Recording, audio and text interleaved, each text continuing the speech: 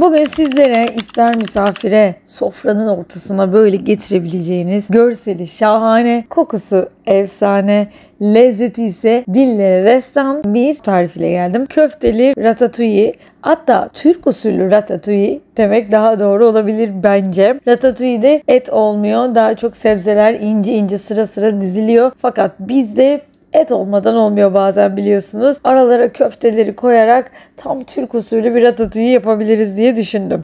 Önce bir adet küçük boy kuru soğanı bir güzel rendeliyoruz. Hepsini rendeledikten sonra kenara alıyoruz ve ekmeklerimizi ıslatıyoruz. 4-5 dilim bayat ekmek yeterli olacaktır. Kenarlarını ben alıyorum, iç yumuşak kısımları kalsın diye. Hepsini bir güzel kenarlarını ayıkladıktan sonra kabın içerisine koyuyoruz ve üzerine göz kararı böyle hepsinin emebileceği kadar su döküyoruz.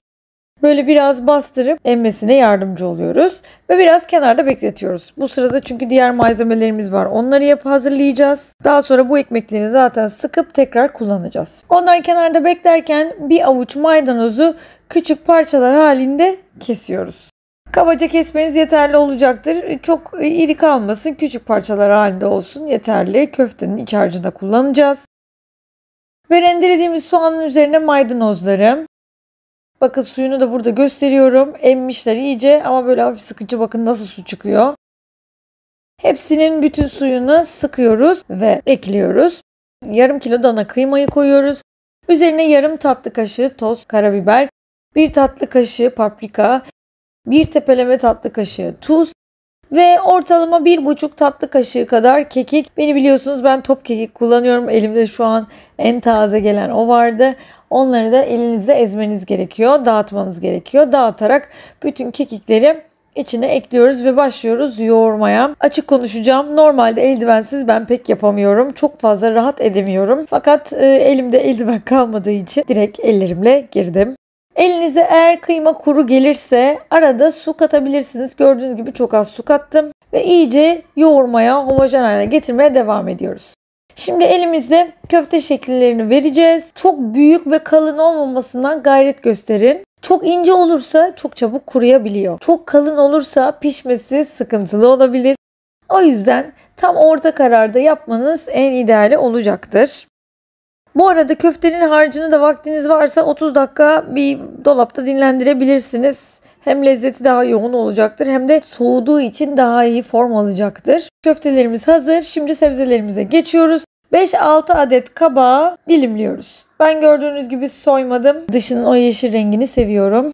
Sıra patlıcanlara geldi. Patlıcanları da pijama usulü dediğimiz şekilde soyuyoruz. 4 adet patlıcanı soyduktan sonra yine kabakların kalınlığına yakın dilimliyoruz. Eğer isterseniz patlıcanları önden tuzlu suda bekletebilirsiniz. Biliyorsunuz klasiktir, acısını bırakır. Tamamen tercih meselesi, ben yapmadım. Ve sıra biberlere geldi. 2 adet kapya biberi dilimliyoruz. Her şeyi halka halka kullandığımız için biberleri de o şekilde halka halka dilimliyoruz. Daha sonrasında ortasındaki çekirdekleri arzu ederseniz bırakabilirsiniz. Öyle seven de var. İsterseniz çıkarabilirsiniz de. En başta da parmağınızı sokup aslında ortasından çekirdekleri çıkarabilirsiniz. Fakat parçalamayı pek göze almadım. O yüzden böyle yaptım.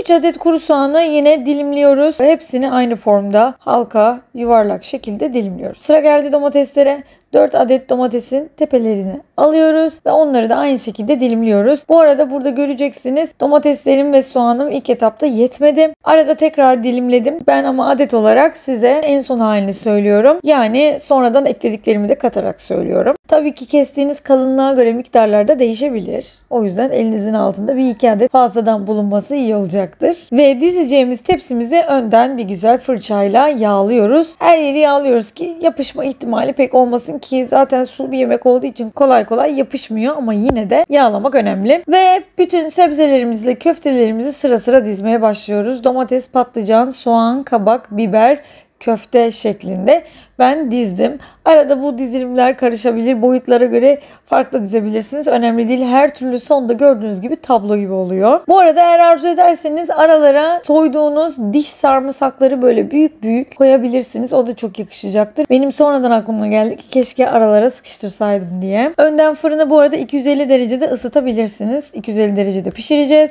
Ve sosumuzu hazırlamaya başlıyoruz. 2 çorba kaşığı domates salçası. Eğer biber salçanız varsa elinizde 1 domates 1 biber de yapabilirsiniz. O da çok yakışacaktır. Bende yoktu. Ve birazcık suyla sulandırıyoruz. Burada suyun miktarı şu anda çok önemli değil. Çünkü daha sonra tekrar tepsiye su ekleyeceğiz. Buradaki su yetmeyecektir. Ve baharatlar.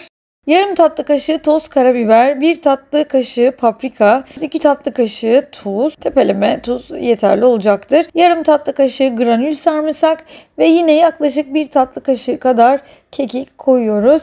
İyice karıştırıp o kokuyu bir çıkarıyoruz. Gerçekten o kekiğin, sarımsağın, karabiberin kokusu bir harika oluyor. İyice karıştıktan sonra sıvı yağımızı ekliyoruz.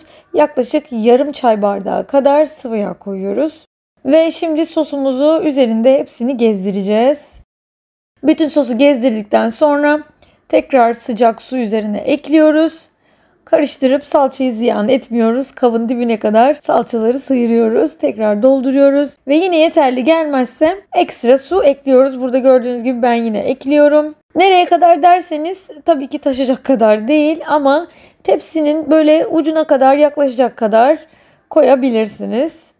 Çünkü fırına koyarken çıkarırken de dökülebiliyor. O yüzden nacizane tavsiyem ayrı fırın tepsisine koyup fırında pişmeye bırakabilirsiniz. Önce yağlı kağıt, daha sonra alüminyum folyo ile kapatıyoruz. Yağlı kağıt yapışmaması için, alüminyum folyo ise ısıyı direkt geçirdiği için tercih ettiğim bir ürün. Ve 250 derecelik fırında pişmeye bırakıyoruz. Artık iyice fokurdayıp yumuşamaya başladığını gördüğünüzde çatal batırarak bunu deneyebilirsiniz. Üstündeki kağıtları açıp üst ızgara ayarında yine aynı derecede birazcık fazla kızartabilirsiniz. Çok yakışıyor. Biz kavruk çok seviyoruz. Lezzeti de gerçekten çok daha iyi oluyor. Ve işte hazır, gerçekten mis gibi kokuyor. Görseli şahane. Servis tabağımıza alıyoruz. Suyundan ekliyoruz. Üzerine ister sarımsaklı ister sade yoğurt ekliyoruz. Ve maydanoz, isterseniz taze kekik de ekleyebilirsiniz. Bu arada alternatif kıymanın içerisine kimyon da ekleyebilirsiniz. Bu da çok yakışacaktır. Tamamen sizin tercihinize kalmış. Ekleme sebze de yapabilirsiniz. Mesela et olarak kırmızı et yerine ya da köfte yerine direkt tavuk eti de tercih edebilirsiniz. Aynı bu tarife kemiksiz pirzola veya göğsü